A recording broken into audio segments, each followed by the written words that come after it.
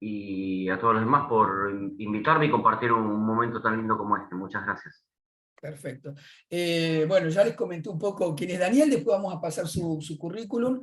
No la parte que no podemos contar, Daniel, solamente la parte académica, La parte socialmente aceptada, la parte digamos. socialmente aceptada. Bueno, y acá viene un poco para entender el encuadre en el que estamos presentando este curso. Hay 4 hitos importantes que llevan a pensar la relación de la atención centrada en la persona. Por un lado, el equipo de salud. Por un lado, como bien decía José, nosotros lo vemos como paciente, pero es una persona. Por otro lado, la institución, y por otro lado, la sociedad. Hoy vamos a empezar a hablar sobre la persona. A mí me toca hablar de la relación del equipo de salud y la sociedad en la parte que vamos a hacer a continuación, que es el mapeo de redes y activos.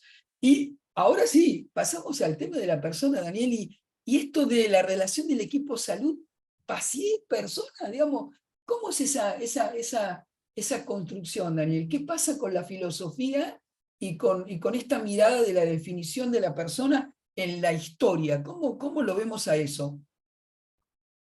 Sí, había una pregunta que era como una especie de disparador, la vamos a ver en las siguientes presentaciones, digamos, ¿no? Pero la primera cuestión sería tener en cuenta que cuando nosotros decimos persona, no siempre dijimos lo mismo acerca de qué cosa es la persona. A lo largo de la historia, la definición de persona no fue la misma. Y como ya sabemos esto de que las palabras suenan, tienen un contenido semántico muy fuerte dentro, digamos, ¿no? Entonces vamos a ver que somos herederos de la definición de persona que se fue dando a lo largo de toda la historia y cómo es que nos llega a nosotros, qué decimos cuando decimos persona, digamos, ¿no? Entonces, hago un recorrido muy breve de cómo fue definida la persona a través de la historia de la filosofía, digamos, ¿no? Entonces tenemos la etapa griega, pero la etapa pre-griega, digamos, ¿no? Allá donde estaban los presocráticos, ¿no? O antes de los presocráticos. Estoy pensando y hablando de la Ilíada y la Odisea, por ejemplo, ¿no? Con Homero. ¿Cuál era la explicación del mundo, el paradigma, los anteojos a través de los cuales se miraba el mundo en ese momento? El mundo funcionaba por el influjo de los dioses y el capricho de los dioses, digamos, ¿no? Y uno estaba librado a las fuerzas de ellos, y la Ilíada y la Odisea eran más o menos como la Biblia o el manual ético del griego, ¿no? Donde ahí estaba la presencia del héroe, las acciones que Ahí, hacía. Daniel, no existía la autonomía en absoluto, ni la No había, persona en absoluto, digamos. no No, había era, casi era el autonomía. Dios que decidía nuestras circunstancias. No, los dioses que decidían intervenían, es más, se hacían zancadillas entre ellos, digamos, ¿no? Por ver de qué lado estaban, y a ver si estaban de parte de los griegos, de los troyanos, y esas famosas que hacían, digamos, ¿no? Ahora, esto cambia cuando aparecen los presocráticos y los tipos dicen: señores, acá no hay dioses, acá no hay dioses. El mundo lo tenemos que explicar por las categorías nuestras, desde el mundo, de acá abajo. Entonces, es por eso que empiezan a querer explicar el mundo a través de los elementos que conforman el mundo. Por eso está la explicación a través de la tierra, el aire, el agua, el fuego, digamos, ¿no? No es porque estaban en el Adriático, mirando el Adriático, y se tomaron un té de algo y se les ocurrió: che, el mundo está compuesto de agua, digamos. No, lo que estaban queriendo hacer era la primera física, ¿no? Entonces, ahí ya empieza a haber un cambio. ¿Por qué? Porque al estar nosotros solos acá en el mundo, digo, el sujeto cambió la subjetividad, digamos, ¿no? Y somos nosotros los que tenemos que explicar y dar razones del mundo. Ya No no las era, ya tenemos no era que... el Dios, ya no era el Dios, sino que era el hombre el que tenía que explicar. Y ahí Exacto. aparece la palabra persona, aparece en Grecia la palabra Sí, persona. aparece en Grecia. La palabra persona aparece sobre todo después de Sócrates, eh, ya no con los presocráticos, pero que dan el primer paso, digamos, ¿no? Para decir: vamos a mirar la realidad, vamos a bajar la mirada, digamos, ¿no? Para explicar el mundo y para explicarnos a nosotros, Ese vamos a concepto, bajar Daniel, la... que lo voy a tomar para que todos lo tengan presente, lo que acaba de decir, porque por ahí no se dan cuenta. La mirada termina siendo lo que nos va a definir la filosofía en todo el momento, digamos, ¿no? Si miro hacia arriba, estoy mirando de alguna manera a Dios o a algo que me rige. Si miro hacia abajo, Exactamente. es la persona, la materia, lo que veo, digamos, ¿no? Eso es básicamente la mirada en filosofía, ¿no? Claro, ¿qué hago? ¿Tiro la pelota afuera para que la realidad sea explicada por otro y sea culpa de otro? Culpa, digo, no, no, no, no, no, no me culpa, pues es responsabilidad del otro. o lo asumimos nosotros, digamos, ¿no? Ajá. Entonces, fundan la primera epistemología, estos presocráticos, digamos, ¿no? Ya posteriormente aparece la noción de persona, que en griego es prosopon. El prosopon quiere decir la máscara, es una máscara. Qué Aquello interesante. que O sea nosotros... que aparece en la época griega el concepto de persona, era el actor. Era el actor, el actor, el prof. ¿Quién usaba una máscara? El actor. ¿Y quién era el actor? El que tenía también algo para decir, el que podía actuar en la arena pública, ¿no? Pero con una máscara, con una máscara. ¿Por qué? Porque el griego tenía bien separado lo individual de lo social político, digamos, ¿no? No, la vida, esto después lo vamos a ver con algún concepto de Hannah Arendt, digamos, y cómo transmutó lo público-privado, digamos, ¿no? Pero el que tenía una máscara y se podía presentar ante los demás y podía decir algo frente a los demás, era alguien que era un actor, lo que hoy nosotros llamaríamos un actor político, digamos, ¿no? Era el que se podía presentar. Ahora, O sea que la persona tenía voz, sí, claro, claro, claro. La pero el resto persona de la tenía, sociedad no.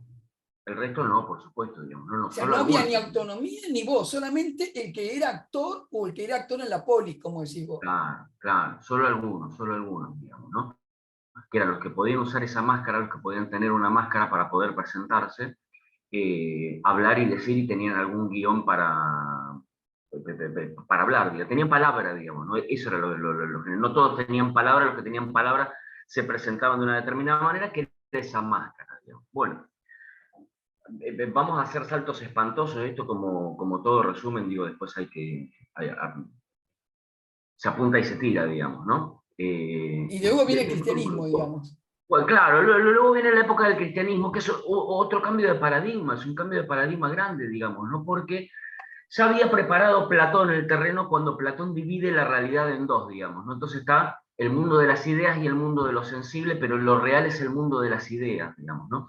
Esto es una noción que le vino muy bien al cristianismo, porque el mundo de las ideas que estaba allá arriba, el topos uranos o el cielo, esto al cristianismo le viene muy bien para explicar un montón de cosas, digamos. Pero hay una genialidad por ahí en el cristianismo, y es que hay un ñato que es Boecio, que define a la persona como sustancia individual y racional. Entonces, ¿qué es lo que pasa ahí con Boecio? Boecio está diciendo que todo ñato que camina ahora es persona. O sea, no es solo la máscara, es lo que está detrás de la máscara, Es la interesante, o persona. sea, le devuelve la voz, digamos, a toda la sociedad, digamos, no, no solamente al que era actor o al que tenía una función política, sino que todos, de alguna manera, tienen la persona, digamos. Ahora todos somos personas, digamos. Hay que revisar si le devuelve la voz o no, digamos, ¿no? Porque ahí hay algo eh, Claro, es verdad, no, la voz no la tenían. de, En la Edad Media, además, no de tenía voz la persona. participación, claro. Eran Claro, súbitos, eran súbitos. claro, hay algo de No había participación. autonomía, eso sin duda. Todos son personas, no había autonomía y no todos tenían voz. Eso es lo que pasa Claro. con el cristianismo, digamos, ¿no? Claro, porque Más o ¿qué menos. pasa, digamos? Entre Grecia y el cristianismo, hay un momento que es la etapa del helenismo. En la etapa del helenismo hay un cambio subjetivo muy grande porque se pasa de la polis griega al imperio. Entonces el sujeto cambió y la filosofía, pensar, la ética, ya no sirve para construir la polis, porque antes el ciudadano era el que se juntaba en el ágora a decidir qué era lo que pasaba en la polis. Algunos, digamos, ¿no? Pero de todas formas. Ahora ya el sujeto no tiene ni voz ni voto para decidir qué es lo que pasa en la polis, primero porque no hay polis, y segundo porque ahora es un súbdito, ya no es Claro, más un pero ciudadano. internamente sí era persona, digamos, en su relación con Dios. Claro, entonces Pero no en se su pega relación con la mucho, sociedad, sino en su relación con se, Dios. se pega mucho la idea de que ahora la filosofía sirve para pensar la ética particular y la religión. Entonces ahí se da el encuentro entre filosofía y religión. Porque ahora la filosofía pasa a estar dentro del ámbito de lo individual, porque ya no hay vida comunitaria, digamos, ¿no? Al ser un súbdito. Esto lo toma el cristianismo, lo toma Boecio, y ahí es donde empieza a aparecer esta noción de persona adosada a la noción de individuo. El individuo es persona. Igualmente la mirada está en la persona ahí, no está, pero aparece el Dios también, o vuelve a subir para arriba, digamos. La mirada del cristianismo es absolutamente para arriba, digamos, ¿no? La persona sigue estando regida por los designios divinos, por aquella cosa que se llama el concurso divino, etcétera, O digamos, sea, ¿no? sigue la mirada arriba, digamos, sigue la mirada arriba. Totalmente, ¿Y en la totalmente. modernidad qué ocurre, Y Daniel? en la modernidad lo que pasa es que la mirada de arriba se baja lo que estaba arriba de un ondazo, digamos, ¿no? Dios ha muerto, estoy haciendo un juego igual de épocas, digamos, ¿no? En la moderna la cosa de, che, ¿dónde está Dios? Digamos, ¿no? Alguno lo vio, alguno charló con él, tomamos un cafecito, ¿dónde está? Dios no Digamos, existe, Dios no existe. bueno, señora, no está. Esta es la mirada Si médica, existe, no está digamos, ¿no? acá. Esta Y es si la existe, no mirada, está acá, digamos, ¿no? Claro, esta esa es es la la idea. mirada médica, básicamente, ¿no? O sea, porque Ajá, acá aparece lo que sería entonces la razón, la claro. ciencia, Claro, ¿no? entonces, a ver, como hay que cambiar un paradigma por otro, siempre, se cae el paradigma Dios, ¿y qué aparece? El paradigma de la razón, digamos, ¿no? Entonces, dice, bueno, como Dios no está acá, la cosa depende de nosotros, de vuelta, digamos, ¿no? Están haciendo lo mismo que los presocráticos, lo que pasa es que antes era plural, dioses, ahora es un Dios, digamos. Lo que pasa es que ahora la cosa está institucionalizada, es mucho más fuerte. Entonces, la modernidad, ¿qué es lo que asume? Que como nosotros tenemos, a partir de Bacon, por ejemplo, y demás, Francis Bacon, y demás, ¿qué asume? Nosotros tenemos una razón y esa razón nos sirve para operar y apoderarnos del mundo y obrar en el mundo. Entonces, es el gran, ahí se da el gran despliegue de todas las ciencias. ¿Por qué? Porque es el humano el que tiene las riendas del mundo. Claro, llegamos a Entonces, la luna, o sea, era como lo máximo de la modernidad. Y ahí, en esta imagen representada por un televisor. mm, mm. ¿Por qué? Porque justamente la modernidad está definida como el momento en que el mundo es la imagen, digamos, ¿no? El mundo es la imagen que yo me hago del mundo, digamos, ¿no? Entonces, como yo me hago una imagen del mundo, como yo tengo ciertas ideas acerca de qué cosa es el mundo y eso efectivamente entonces es el mundo, yo puedo operarlo en la realidad. Digo, piensen ustedes que hasta ese momento hay un libro fantástico que se llama El Médico, que es de Noah Gordon, si no me equivoco, digamos, bueno, Lo vamos a poner entre la bibliografía, Daniel, lo ponemos en la bibliografía. bueno, ¿qué muestra ahí allá, digamos, en épocas en donde vos no podías diseccionar cadáveres ni saber qué era lo que pasaba ahí, digamos, ¿no? Entonces, me van a disculpar, digamos, ¿no? Pero digo, de Hipócrates a Galileo, la cosa era como que el médico era más o menos una especie de notario en donde iba anotando las cosas que pasaban, digamos, ¿no? Porque no había mucha injerencia en los cuerpos, digamos, ¿no? Pero Entonces, lo que vos decís fue así, Daniel. O mm, sea, el médico anotaba lo que veía como síntoma y en eso construye luego un análisis, pero al principio era un anotador de lo que claro, pasaba. entonces No vos, intervenía, digamos. claro, tiene fiebre, exuda, tiembla, excreta, murió. Digamos, ¿no? Eran más o menos esas las intervenciones, digamos, ¿no? Bueno, cuando aparece la idea de el mundo como imagen y yo pudiendo intervenir en el mundo, bueno, ahí es donde se empieza a dar el gran despliegue de las ciencias. Y se empieza a generar una confianza exacerbada en la razón humana. ¿Por qué? Porque imagínense lo que significó, sobre todo en medicina y en algunos despuntes de la farmacología, eh, que se podían curar enfermedades, se podían prevenir enfermedades. A vos te pasaba algo, no sé, te dolía el apéndice y ahora lo podíamos curar, digamos, ¿no? O de última lo podíamos sacar, digamos, ¿no? Entonces se empieza a crear una confianza exacerbada en la razón porque es la razón la que nos va a llevar hacia el progreso, ¿no? Entonces, fíjense ustedes hasta qué punto caló tan fuerte esta idea moderna de la razón en la que nos va a traer el progreso, la que nos va a llevar hacia el progreso indefinido. No hay pueblito, al menos acá en Argentina, en la provincia de Buenos Aires, que no tenga un lugar que se llame El Progreso. Siempre hay un club, siempre hay Es verdad un eso, almacén, el algo. progreso.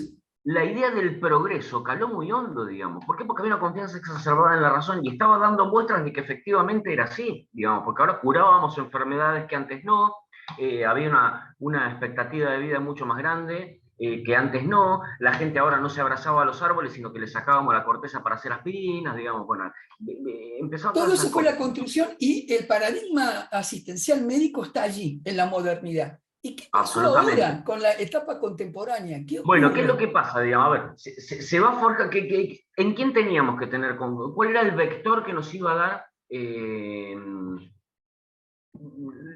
las variables del progreso? La educación, digamos, ¿no? Entonces ahí aparece el famoso libro Mi hijo el doctor, digamos, ¿no? Bueno, la La migración escuela, del la campo a la escuela, la ciudad, escuela, la escuela como institución, digamos, ¿no? La y escuela la como educación, institución, la claro, universidad como institución, eje del país. El país que tenía exacto, exacto. universidades, que producía ciencia, sin duda era un país que progresaba, digamos, Que ¿no? progresaba, y la educación era el gran vector para lograr eso, digamos, ¿no? Amén de que hay cosas metidas dentro que como la teoría del capital humano, digamos, pero cuando lo desarrollemos lo vamos a ver. Ahora, esa confianza en la razón que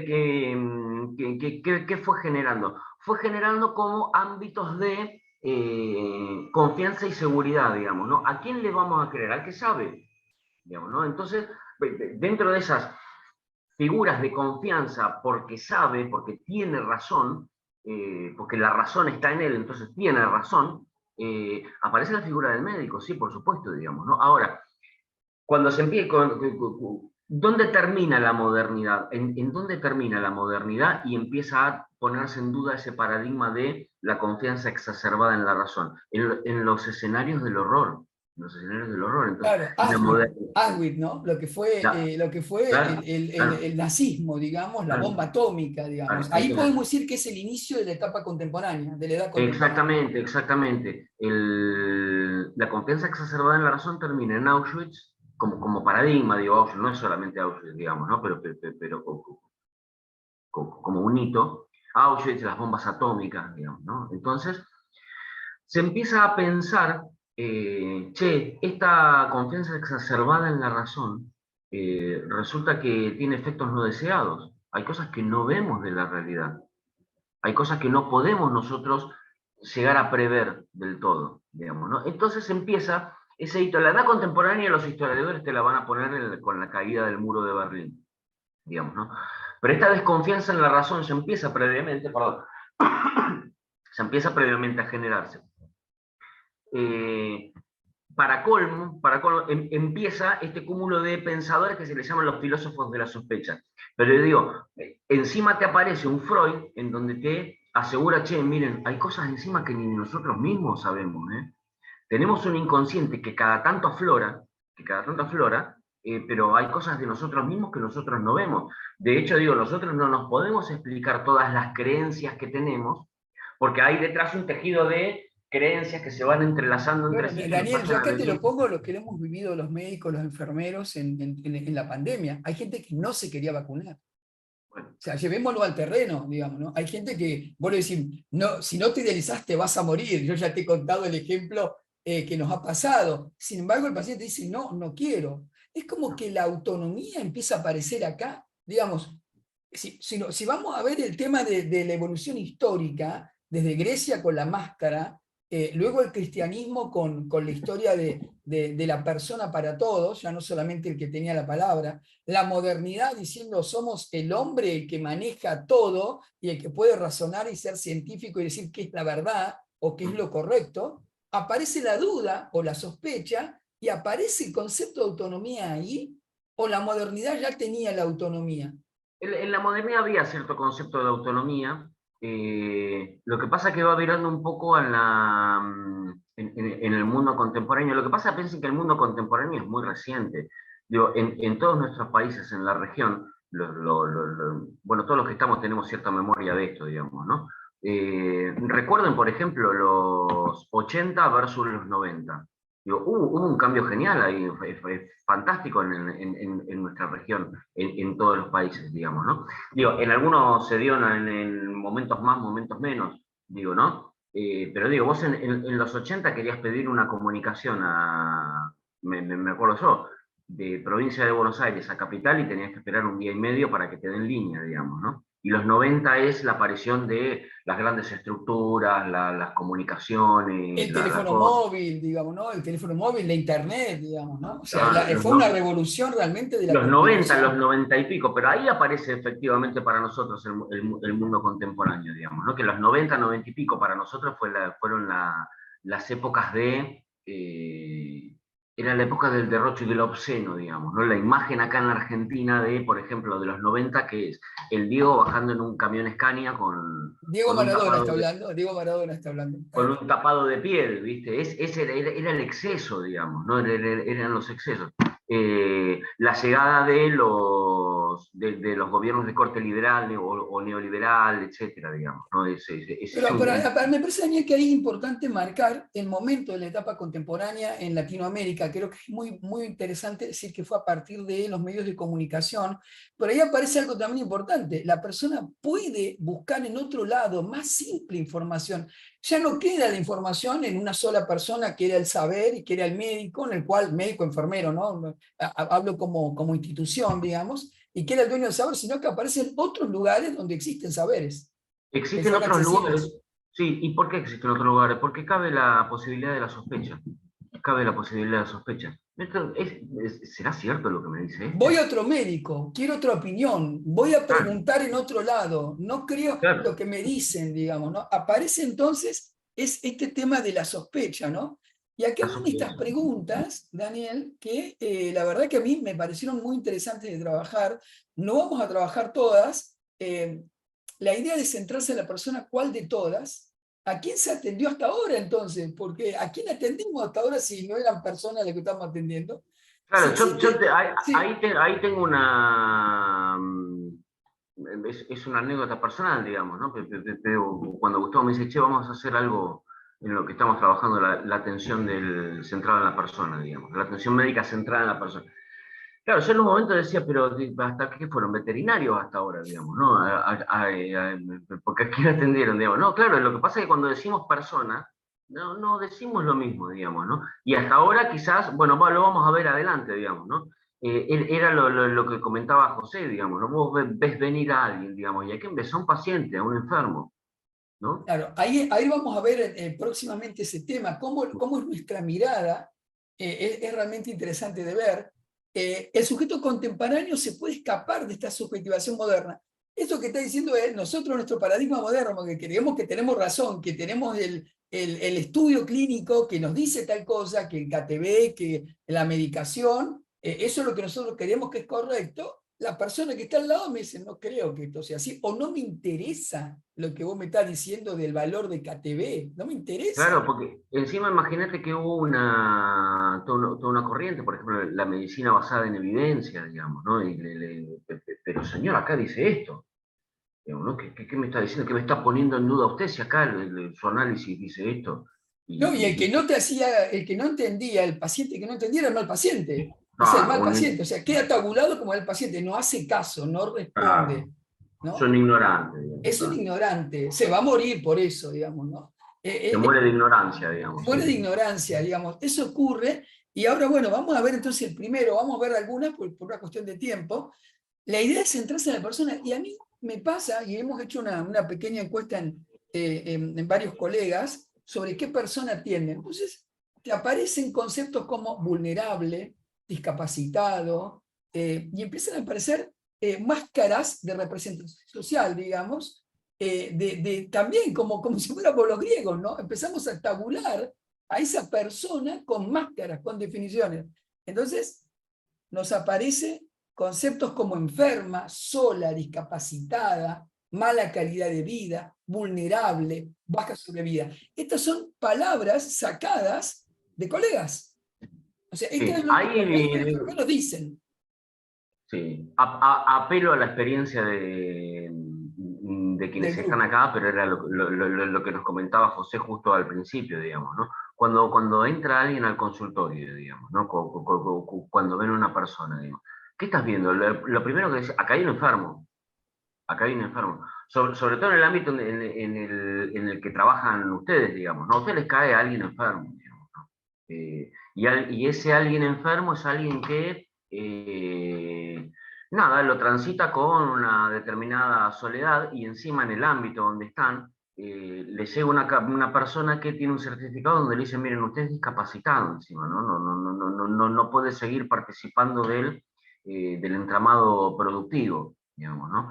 Esto ya lo pone en una situación de vulnerabilidad, no solo porque se le acortó la vida, porque tiene los famosos días contados, sino porque, sobre todo en nuestra región, digamos, ¿no? En nuestra región perder el trabajo no significa quedarse sin los medios para comprar el pan, digamos, No, ¿no? no, pierde su Significa lugar en la muchísimo, estructura de la sociedad, en su propia familia, muchísimo digamos, ¿no? más que eso, digamos, ¿no? Pero, Muchísimo ¿sabes qué, más que eso. Daniel? Me parece interesante que la mirada nuestra, si nosotros lo definimos a esa persona por eso, nos estamos quedando ni con el tercio de la persona, porque la persona Claro, bien, es hasta ahí para... viste su máscara, hasta ahí viste su máscara, digamos, ¿no?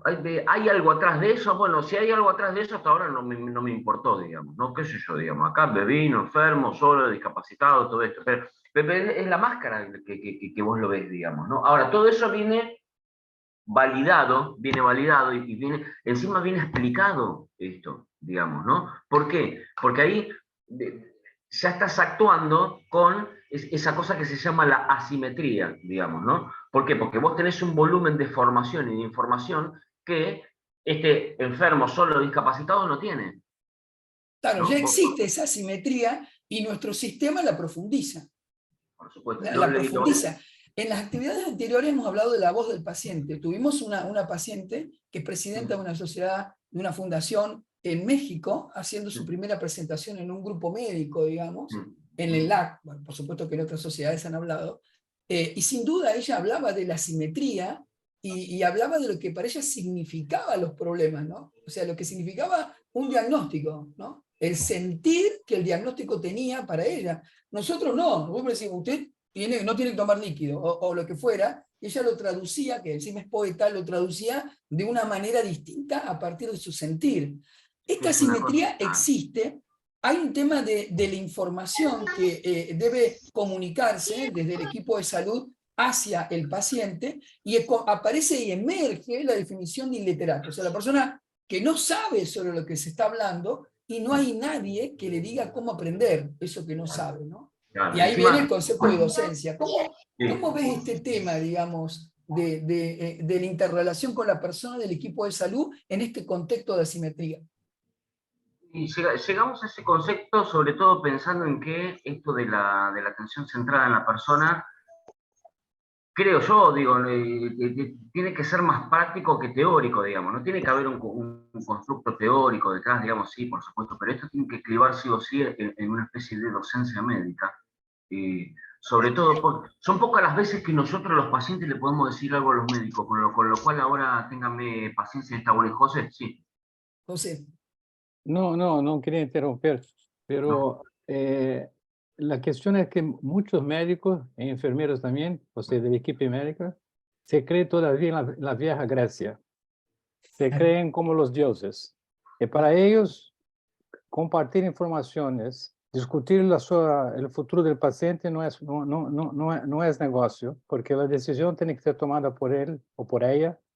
Entonces, aquí tenemos un problema serio con muchos, de que los pacientes hoy día, cada vez más, muchos pacientes, no son todos, quieren informaciones, quieren participar de las decisiones de su vida, porque muchas veces un KTV, que es un número, para él no es tan importante, para él es más importante se siente bien, se está con buen apetito, se puede viajar, y nosotros tenemos que nos adaptar a eso, pero nosotros los pacientes, y hay pacientes, hay personas, ¿no? Hay personas de que a ellos ser independientes significa seguir lo que el médico o el equipo de enfermagem hacen.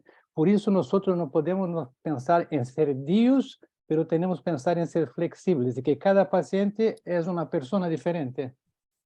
Y ahí aparece otro tema, José, que y, ahora lo vamos a hablar con Daniel. Perdón, Daniel, sí, contesta. no, esto queda así, como son pocas las veces que los pacientes les podemos decir algo a los médicos, yo aprovecho, digamos, estas ocasiones que está la sala llena de médicos. En esto de la docencia médica y en esto que decías, digamos, ¿no? Que es el médico el que toma las decisiones y el paciente no tiene mucho para decir. A tal punto, fíjate vos que hay acciones que son puntuales y concretas. eh, para mí tienen una materia ahí, vos nunca me lo quisiste decir, digamos, Gustavo, pero para mí que tienen una materia que es escribir en las recetas, digamos, ¿no? A vos el médico te da una receta, no se entiende un pomo lo que dice, y el único que lo entiende, y debe de tener otra materia, el de la farmacia, porque el de la farmacia sí entiende la letra, digamos, ¿no? Entonces vos ni te enterás de lo que dice ahí, y hay un montón de cosas tuyas ahí, digamos, ¿no? Celeste, Entonces, a vos Celeste te lo dan comenta eso, en su te dan presentación Celeste lo comenta que es parte de la estructura social que nos define como grupo, que nadie entienda lo claro, que hablamos, ¿no? claro, entonces a vos te dan una receta con una letra de mierda que no les vas a entender nunca. Vas al farmacéutico, el farmacéutico sí la entiende, digo, si acá hay algo que me perdí, digamos, ¿no? Y encima le tenés que ir a preguntar después al farmacéutico, escúcheme una cosa, ¿cada cuánto dijo que tome esto? Porque la verdad que no tengo idea. No, mire, usted la tiene que tomar cada 4 horas. Mire, no tengo tiempo de tomarla cada 4 horas. No, no puedo, ¿cómo no me lo dijo antes? Digamos, si lo hubiese discutido un poco allá. Esa simetría está sustentada con material empírico, digamos, ¿no? Entonces, en donde vos ya te colocó en un determinado lugar, digamos, ¿no? Eso es así, y esa colocación o ese control también es de la institución. Sí, claro, es institucional, digamos, por supuesto, digamos, pero vos pensás que aparte la misma nominación está hecha de esa forma, digamos, ¿no? ¿Quién es el que está ahí en la sala de espera? El paciente, digamos, ¿no? Y tenés que tener paciencia ya nomás porque te nombraron así, digamos, ¿no? Vos sos paciente, digamos, ¿no? Paciente por tener paciencia y paciente por ser el que tiene la patencia del dolor, digamos, ¿no? Ahora, la patencia del dolor, una anécdota que me servía para graficar esto, no para hacerlo autorreferencial, digamos, ¿no? Pero miren al punto que llega. Me decía, bueno, mire, doctor, siento un dolor acá, qué sé yo, y claro, me pregunta, ¿es grave o agudo el dolor? ¿Qué sé yo? No sé, bueno, No, porque hay una diferencia entre el dolor grave y el dolor agudo. Bueno, que la sabrá usted, digamos, pero no puedo definirla yo, digamos, ¿no? Y se marca esa simetría, digamos, ¿no? ¿sabes Imagínate vos qué? que desde un recetario, porque decimos los recetarios, ¿por qué se los hacen tan chiquitos los recetarios? Bueno, esto es una queja No, aparte no, de pero es esto. una queja, tomada la queja, pero ¿sabes qué? A mí lo tengo claro de que a los instrumentos también ayudan a esa simetría, está clarísimo, ¿no? Y refuerzan ese Eso es. espacio de asimetría que a muchos colegas quieren sostener, no les gusta, ¿no? O sea, fíjate que la institución te lo marca. Yo siempre hablo de esto, las unidades de diálisis peritoneal, cuando va la persona a entrenarse, se remeda el lugar del entrenamiento, Daniel, como si fuera un quirófano, todo blanco, impecable, la enfermera divina, vestida, el cosito, y la persona va a hacerse el cambio en la casa, donde no tiene nada de eso. Y cuando va a la casa, se encuentra que intenta remedar lo que le vio, porque dice, si ellos tienen eso, yo tengo que tener lo mismo. O sea, la remedación y tratando de mantener esa hegemonía y poder que tenemos para sustentar esta simetría, a veces también es parte de la institución. Vos imaginate que no puede un médico no estar o una enfermera con su uniforme. Cuando alguien tiene que educar a otro, a un adulto, lo ideal es que sea simétrico, que no genere esa diferencia, que pueda estar un paciente experto, que pueda estar un médico o un enfermero educador en una igualdad de condiciones para que el otro se anime a preguntar. Sin embargo, no se puede. O sea, está el escritorio, el vestimento, la postura que quiere. ¿Cómo ves el control en esto? El control institucional dentro de esta representación social. Sí, es absoluto, sobre todo porque ahí las representaciones sociales juegan y mucho, porque cuando le buscamos el significado a las cosas lo tomamos prestado, digamos, ¿no? No es que vamos inventando significaciones por ahí. Entonces, digo, siempre hay un absoluto control. Digo, hicieron una encuesta, no me acuerdo cuándo fue, hace varios años, digamos, ¿no? De cuántos médicos que tenían colgado el estetoscopio sabían o lo usaban, sabían usarlo o efectivamente lo usaban. Y daba un porcentaje muy bajo, digamos, ¿no? Hay una especie de esa cosa, se te sienta alguien enfrente con el guardapolvo y un estetoscopio colgando, digamos. De eso, indudablemente ya estás haciendo ahí un ejercicio de control y de marcar las asimetrías. Sobre todo porque las instituciones, y estoy hablando las instituciones son modernas todavía, las grandes instituciones de la modernidad, que son las que estudiaba Foucault, que son el hospital, la cárcel y las escuelas, ¿no? Que son las instituciones de encierro, las instituciones de control, de biocontrol, digamos, ¿no? Que son las instituciones que entran en crisis cuando vos tenés algún lío grande. ¿Qué es lo que pasó en pandemia? ¿Cuáles fueron las instituciones que se rompieron con la pandemia? La escuela y Las el hospital. cárceles, La escuela Las del cárceles, hospital. ¿qué hacemos con las cárceles, con los presos? ¿Los liberamos, no los liberamos, que se enfermen, no se enfermen? Que esto, que lo otro. Los hospitales reventaron, las escuelas reventaron, ¿no? Son las que entran en crisis cuando... ¿Por qué? Porque no pueden englobar y tomar a este sujeto. No lo pueden tomar, no lo pueden tomar. Ahora, sí te marca una determinada posición que vos jugás en ese juego, digamos, ¿no? Es la experiencia que contábamos, digamos, ¿no? Cualquiera que entre a un lugar de culto, sea una iglesia, una mezquita, algo, bien, inténtenlo, por favor, pero van a ver que no pueden. No podés gritar ahí adentro. Por más que vos tengas la capacidad de gritar, viste que no podés gritar. No te sale gritar, Lo digamos, mismo ¿no? pasa en la institución, pasa en el hospital. El paciente no tiene voz, no puede gritar.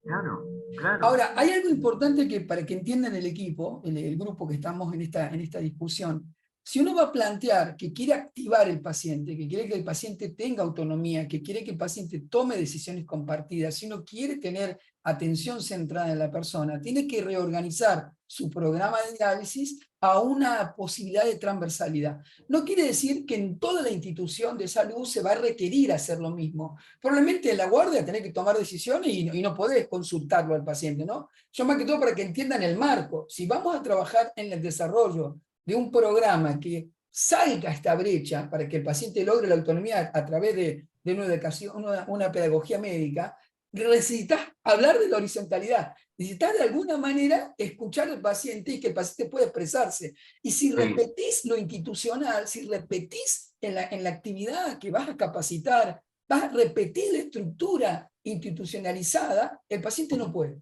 Si vos lo vas a querer educar en un lugar donde remedás el quirófano, remedás la situación de la simetría, va a ser muchísimo más difícil para el paciente poder expresarse y hablar de lo que realmente necesita. Creo que eso es un poco el marco de entender a dónde vamos con esta charla, digamos, ¿no? Sí, ahí estaba pensando que estamos más en la siguiente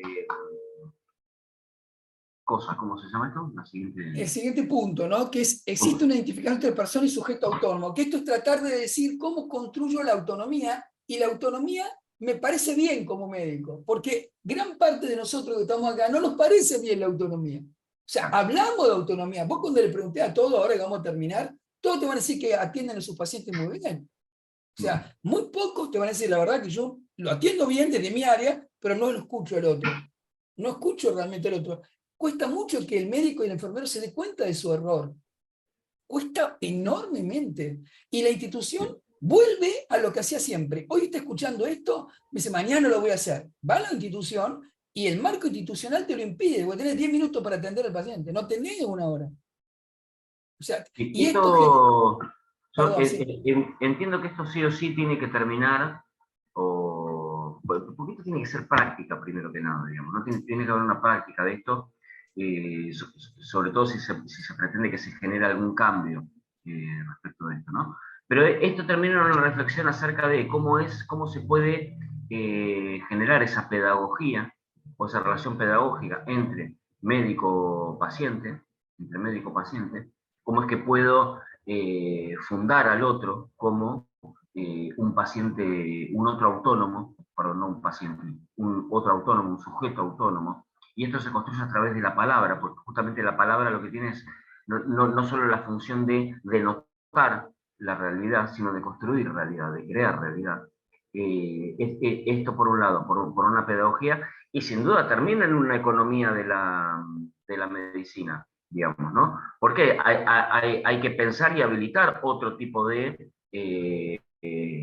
espacios, momentos y tiempos de atención, ¿no? Estamos de acuerdo, Esto Daniel. es, Entonces, para cerrar y pasar a la siguiente, acá aparece la pedagogía para construir la autonomía. Eso es lo que estamos tratando de que ellos se lleven, que todos nosotros nos llevemos a nuestra casa, de cómo construimos la autonomía y cómo se crea ese espacio en la institución.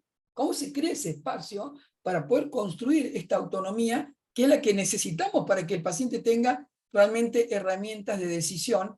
Y estos 4 puntos están en relación a nuestra situación actual, que es el paciente, el sujeto autónomo, está en la contemporaneidad, está contemporáneo, no vive en la modernidad, digamos, ¿no? Entonces ahí nos encontramos con 3 conceptos.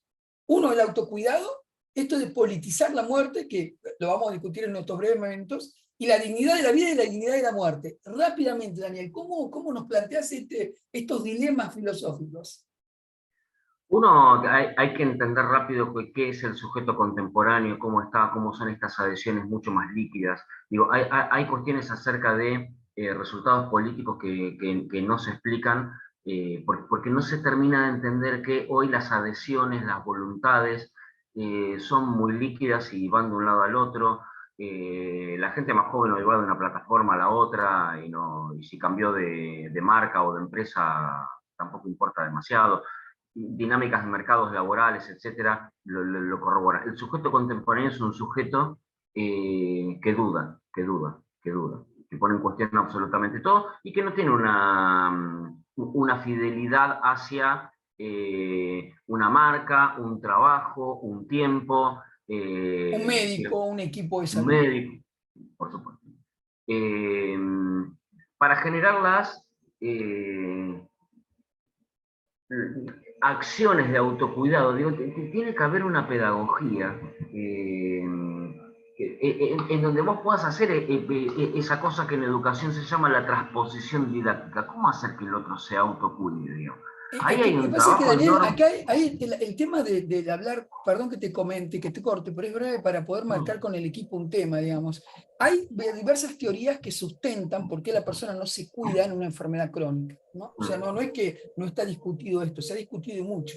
Uno de los puntos que plantean es que la persona que llega a esta situación crónica puede estar en un momento que se llama adultecente. ¿Qué es esto? Es un momento en donde el adulto se vuelve como adolescente, no es consciente de la finitud. No quiere saber que se va a morir, porque la tiene ahí a la muerte. Vos le acabás de decir, mirá, está en diálisis, y ya sabe él que tiene la vida corta. No hace falta que se lo digamos. Ya sabe, porque en la sociedad se lo ve como un muerto caminando. Vos cuando vas a pedir una cama de terapia intensiva de un paciente en diálisis, el terapista te la niega por si tiene otro. ¿No? Imagínate lo que pasó en la pandemia, que luchaba para que te internen un paciente. Entonces, a lo que quiero decir es que el autocuidado tiene la finitud como un problema. Si la persona no le importa o no es consciente que se va a morir, no se va a cuidar. Yo te lo he dicho a vos, dejá de fumar, por ejemplo, ¿no? Sí, Te lo hemos dicho, Dani. Y a mí sí, me sí, pasa, sí. yo tengo que bajar de peso. Todos tenemos enfermedades crónicas que enfrentar, todos. Y ser consciente de la muerte duele. O sea, es preferible no hablar de la muerte. ¿Y cómo lo ves Sí. esto desde el punto de vista de el paciente o la persona contemporánea, la muerte y el autocuidado? ¿Hay algo que nos pueda aportar? Es que ahí estaba viendo el comentario el comentario de Juan así, se están generalizando acciones y actitudes, pero para que nos den el pie para poder seguir Justo no vi el chat, pensándolo y perdón. profundizándolo, digamos. No estoy haciendo una simple crítica, digamos, ¿no? Sino que justamente es esto, es que primero hay que pensar cómo es el sujeto Sí, contemporáneo es cierto lo que dice Juan, estamos generalizando. Ahora vamos a abrirlo sí. para poder Y discutir. si nuestras instituciones están preparadas para recibir otro tipo de sujetos. ¿No? Y la verdad que se podría llegar a la conclusión de que no están preparadas para esto. Ahora, en el tema ahí del autocuidado y politizar la muerte, digo, la muerte hay que llevarla a un terreno político, a la arena política, porque si no, no nos incluye a todos, digamos. No es lo que decía Heidegger, miren, morir nos vamos a morir todos y es lo que nos atraviesa a todos. Ahora, eso nos marca un límite. Nos marca un límite, nos pone en la condición de seres finitos, pero aparte nos marca un límite a todas las posibilidades que nosotros queremos encarar. Lo voy a decir más burdamente. Si yo quiero hacer 100 millones de cosas, pero va a llegar un momento que no lo voy a poder hacer porque me voy a morir, digamos. Entonces, eso te pone un límite. Y politizar la muerte, es decir, es una acción que, por la cual vamos a estar todos, vamos a pasar todos, pero por otro lado, es poner la muerte dentro de las condiciones de la vida, digamos, ¿no? Entonces, la cosa ya no tiene que pasar a ser generar una muerte digna, porque tenemos que tener una vida digna y la muerte está dentro de la vida, digamos, ¿no? Entonces, eso es lo que hay que postular en la arena Claro, política. es cierto que los temas es para tocarlo cada vez con más profundidad, para que le interese la filosofía y le interese la bioética. No estamos en el contexto de poder hacerlo todo en 40 minutos, pero sí me parece interesante que empecemos a pensar este tema del autocuidado con la finitud, porque van asociados.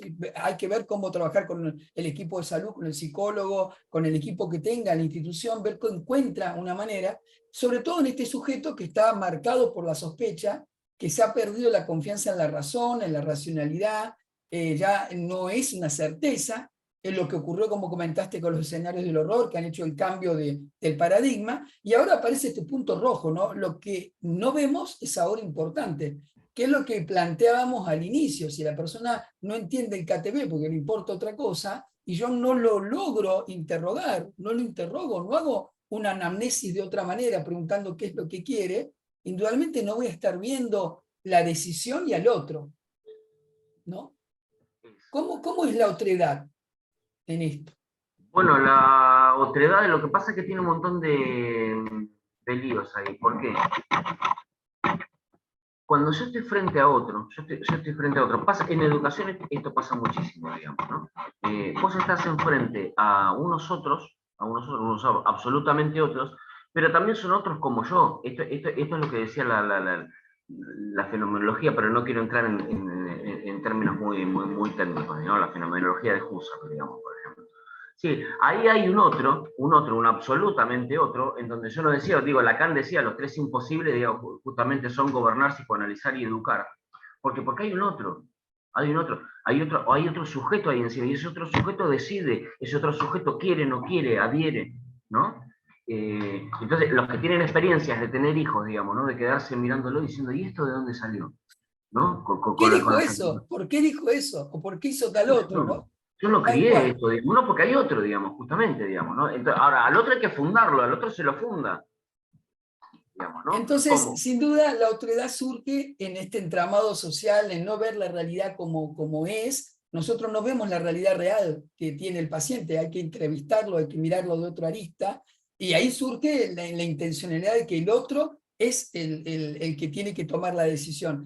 Nos quedan estos 4 temas, lo vamos a cerrar, los voy a dejar abiertos ahora a todos, los voy a nombrar, porque esto es realmente el punto que tenemos que trabajar en un futuro. Probablemente la próxima sábado estemos trabajando con estos 4 puntos, sin duda como una aproximación desde la generalidad. Hablar filosóficamente de esto involucra mucho más de trabajo para que nosotros como médicos aprendamos un poco más de la filosofía. La autonomía del paciente, ¿qué es en definitiva? ¿Qué es el principio de transparencia? ¿Cómo transmitir? La pregunta hacia una pedagogía médica o una medicina pedagógica: capacitar en el acto discapacitante el paciente autónomo o cliente satisfecho. Rápido, ¿qué me decís de estos puntos para que la cabeza nos haga discutir un poco en los próximos 10 minutos? Después cada uno tendrá que leer, vamos a dar material. Respecto de la autonomía del paciente, ¿qué es? ¿De qué forma alguien puede llegar a tomar decisiones acerca del tratamiento que tiene que llevar adelante? Cuando hay un déficit de conceptos, de categorías, de información que es tremenda, digamos, ¿no? Lo que hay que pensar seriamente es qué se pretende de un paciente autónomo, ¿no? Que pueda hacerlo solo, que pueda venir a visitarnos menos, que tenga que saber más, digamos. ¿Qué cosa estamos diciendo cuando decimos de la autonomía del paciente? Pero ¿qué acciones hay respecto también de esa autonomía del paciente? Digo, el que se te iba a jugar a las bochas, digamos, ¿no? Que dijo, bueno, me voy a jugar a la bocha. Bueno, está perfecto. ¿Qué pasa ahí, digamos, ¿no? ¿Qué acciones hay? ¿Qué se pretende o qué no se pretende? Bueno, eso es una de las cuestiones. Cuando decimos autonomía del paciente, bueno, hay que verlo.